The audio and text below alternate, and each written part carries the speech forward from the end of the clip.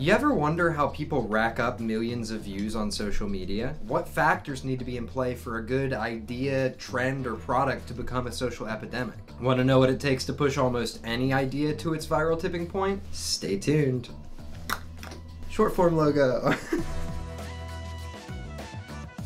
In his 2002 classic, The Tipping Point, best-selling author Malcolm Gladwell breaks down the mystery of the social epidemic. He tells you what it is, how it grows, and how you can make it happen for you. Maybe you're just a curious learner, or maybe you've got a great idea you want to wow people with.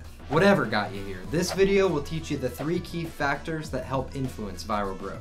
For more great book summary videos, subscribe to our channel and go ahead and hit that notification button. If you find this video helpful, click like and let us know below. It really does help us out. First of all, what exactly is a social epidemic? The term social epidemic is really just a fancy way of saying viral hit. It's an idea, message, product, movement, etc. that quickly spreads in an ongoing ripple effect. If when you hear epidemic, you immediately think illness, well, you're not far off. Viral social hits aren't all that different from actual viruses. All types of epidemics tend to have 3 things in common. 1. They're contagious. I'm sure you could have guessed this one, but it's pretty key. When something's contagious, it means that it spreads easily from person to person. In a pandemic, this is the virus spreading. In a social epidemic, it could be almost anything. It could be a song from a new artist or a social movement. Heck, it could also just be Pete Davidson. Yeah, handsome devil you. Everyone wants a piece of Pete, and I think I get it. I've been thinking about cutting back on my sleep schedule so I can get those eyes. They seem to be really in the no sleep eyes. What do you guys think? Comment below if you think I should make myself sleepier. 2. Small changes have a large impact. With any epidemic, subtle shifts tend to grow the reach of the illness, the message, or the product. For example, during this COVID-19 pandemic, whenever there's a change to the virus, the infection rates tend to skyrocket. Or think about how a popular celebrity can become even more popular when the public learns something new about them. And popular doesn't necessarily mean it's positive attention. I mean, remember Shia LaBeouf? 3, they'll eventually reach critical mass. All epidemics spread quickly and aggressively, not slowly and steadily. They pretty much spread until they completely explode, which is when we can officially dub them an epidemic. In other words, every epidemic has... Can you guess it? Yep, a tipping point. 10 points, Gryffindor! This is so ridiculous. Dope. So it sounds like pretty much anything can go viral under the right circumstances, right? Basically. But how do you actually make it happen? Gladwell doesn't exactly give you a step-by-step, but he does give you some pretty solid tools you can use to build your own process. Using any or all of these tools can help tip something viral. Let's check them out. Tool number 1 is the stickiness factor, and it's all about the message that you want to spread. The stickiness factor basically states that your message has to be, well, sticky. It still has to be a message that people get easily curious about or hooked on. For something to be truly sticky, it needs to inspire action or change. Nothing spreads unless people take action to spread it. It's also important to note that nothing is inherently sticky or unsticky. Sometimes there will be a message that isn't landing, but still has stickiness potential. This just means that the way the message is being presented needs to be adjusted. For example, think about cereal brands. A lot of cereal brands have almost the exact same ingredients, but we trust some brands more than others. Not me. I only eat Reese's Puffs. Reese's Puffs, Reese's Puffs. It's true though, it is my favorite cereal. We do this because of the way the cereals are presented, and also which brands already feel sticky. You're more likely to buy something from Kellogg's than the store brand, even if the store brand's cheaper. There are 2 tips for creating a sticky message. Make it practical and make it personal. In the 60s, social psychologists did an experiment to get college students to get their tetanus shots. They passed out 3 different types of pamphlets. The first targeted fear by showing scary photos of people who had tetanus and information about how bad it was. The second was a lot more casual and less informative about the risks. Apparently, these students were feeling pretty fearless because only 3% got shots after the first 2 pamphlets. So experimenters made a 3rd pamphlet that just had the vaccination times and a map showing where on campus you could go to get them done. 28% got the shot after that. The pamphlet was practical because it listed all of the available vaccination times. And it was personal because it showed students a map of their own campus. This was the stickiest combination. You can make small adjustments to any message or product and create the perfect balance of practical and personal. Tool number 2 is the law of the few, and this one relates to the messenger. The law of the few is the idea that certain types of people are better at getting messages across than others. These people are usually really good at using their social connections, their knowledge, or their persuasion skills to get others to listen. With the right messenger, you can get a lot of people invested very quickly. According to Gladwell, these special messengers fall into 3 categories: connectors, mavens, and salespeople. Connectors are the social butterfly messengers. You probably knew a few obnoxious ones in high school. They seem to know everyone and are constantly making new connections. These are the people who keep everyone in touch. They're the ones who plan the reunions or set you up with professional connections. They're honestly awesome, and they make the absolute perfect messengers for spreading things to lots of people. They're able to do this so well for 2 reasons. 1, they bring people together. I mean, we call them connectors for a reason. They're able to build bridges between different worlds and build larger communities. This is pretty crucial for spreading any message or product. 2, they have tons of acquaintances. In comparison to full friendships, we might call acquaintances weak ties because they aren't based on deep intimacy. But even though this sucks for a genuine friendship, it's fantastic for creating a social epidemic. When you have a lot of shallow connections, those connections tend to be pretty diverse. And the more diverse your pool of people, the more your message spreads. Mavens are a completely different breed from connectors. Their specialty is information. They're usually endlessly curious, passionate about gathering all kinds of information. Kinda like computers. In the day-to-day life, these are the soccer moms who show up to obscure sales with coupon books and return policies memorized. And it's not just gathering information.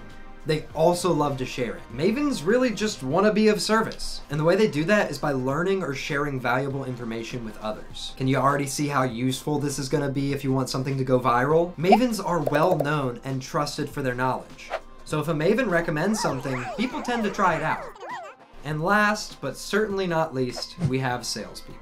These messengers are easily spotted. They're the people who pitch an idea and convince everyone to take the leap. Rather than gather or share information, they want to persuade you to take specific action. And they can persuade anyone of anything. Now, when I think about salespeople, my mind goes instantly to the greatest salesman of my time, Billy Mays. The man who made laundry look cool. What was it about Billy Mays that made him so dang good at selling OxiClean? Well, first off, he's extraordinarily charismatic. When he talks, he's confident about what he says. Plus, he's a good-looking guy. I mean, look at him. Look at him. Look at this big, handsome boy. All those traits wrapped up into one man created an unstoppable detergent-selling machine. Not to be confused with a laundry machine. But he probably also had something else all great salesmen have in common. An instinct for nonverbal communication. We all communicate nonverbally, but we're not always conscious or connected to that communication. Salespeople are completely tapped in. Not only can they read nonverbal cues to tell if someone's interested or not, but they can also influence others to match their own cues. Meaning, in a way, that the salesperson themselves becomes contagious. They effortlessly influence others to match their rhythm, their behavior, their emotions. This creates nonverbal harmony between the salesperson and their audience, which makes the audience more interested and engaged. Now, some people are an amazing combination of all of these personality types. My next door neighbor, Keenan, perfect example. See, he's a handsome, charismatic dude that you just can't help but love. He's also a freaking wrestler and is incredibly knowledgeable about what he does. You need to know some history behind the German suplex? I know who to ask. About to make some bets on WWE? Well, I'll bet you that he knows who's gonna win. Plus, the dude knows how to sell. When I met him, I had not watched WWE a day in my life. And yet this man convinced me to go to SummerSlam in Las Vegas. And I had a great time. I got to see John Cena. John Cena, and you can't see him! Do you relate to any of these? Let us know in the comments below.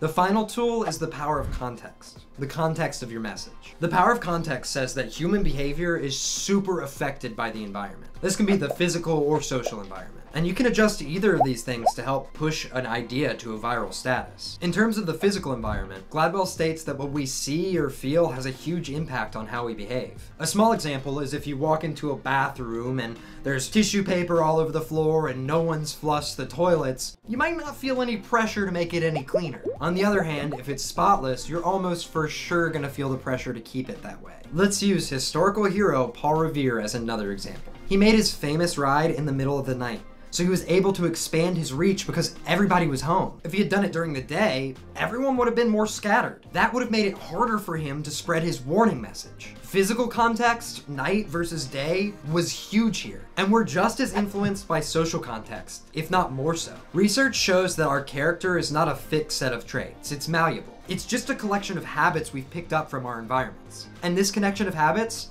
can easily change. We see this in our day-to-day life whenever we code switch. You know, depending on whether we're with our friends or our family. Like, you're probably not gonna make that dirty joke in front of your mother. I mean, maybe you are. I don't know you, but whatever the circumstance, I think it's fair to say that we act differently depending on who's around. Small groups are especially powerful at influencing behavior for 3 reasons. Influence is more powerful when we feel connected to people. You're more likely to care about what friends or family think than strangers. We also have a limited capacity for social relationships. There's actually a rule about this called the Rule of 150. It basically says that we can know and have relationships with about 150 people in a community without hurting the harmony of the group. Groups this size are more accountable to one another and more likely to follow the same norms. Bigger groups end up with cliques and a need for a social hierarchy. To learn more about the Rule of 150, check out Shortform's work on Sapiens. We have a cool YouTube video about it that I did and I think's really good.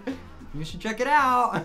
People in small groups rely heavily on each other. People need to work together to be efficient, and this builds connections, which in turn builds influence. When you're building your influence in the right physical and social environment, you can create some serious influence. And before you know it, something small can snowball into something huge. Now, to be honest, there's a lot of additional nuance to this whole process. It'll look different depending on what you want to spread and what your circumstances are. But Gladwell offers some very powerful tools. The more you explore and experiment with them, the better you'll understand how to make anything go viral. But before you go wild, remember what Tobey Maguire's fake uncle said in that Spider Guy movie.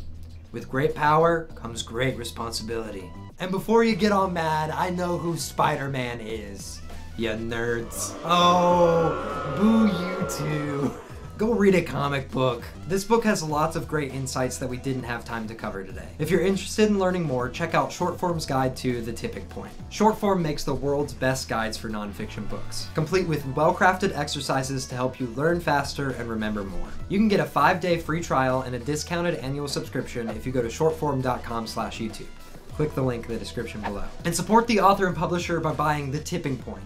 A link to buy the book is below as well. And finally, hit that subscribe button so you don't miss the next short form video. Thanks so much for watching. See you next time.